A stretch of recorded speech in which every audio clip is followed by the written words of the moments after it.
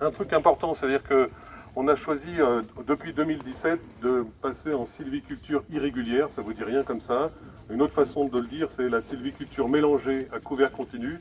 On s'aperçoit que vis-à-vis des attentes sociétales, la coupe rase, c'est quelque chose qui est traumatisant pour tout le monde, hein, mais c'était une étape de la gestion, ce qu'on appelait en futaie régulière. Hein.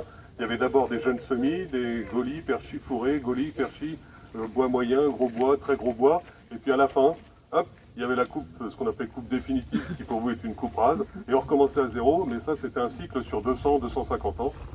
Pour éviter ce genre de traumatisme pour nos concitoyens, hein, la fonction paysagère que je disais tout à l'heure, l'ONF est passé en 2017 en Île-de-France, hein, c'est vraiment une primeur, en sylviculture dite irrégulière ou mélangée à couvert continu.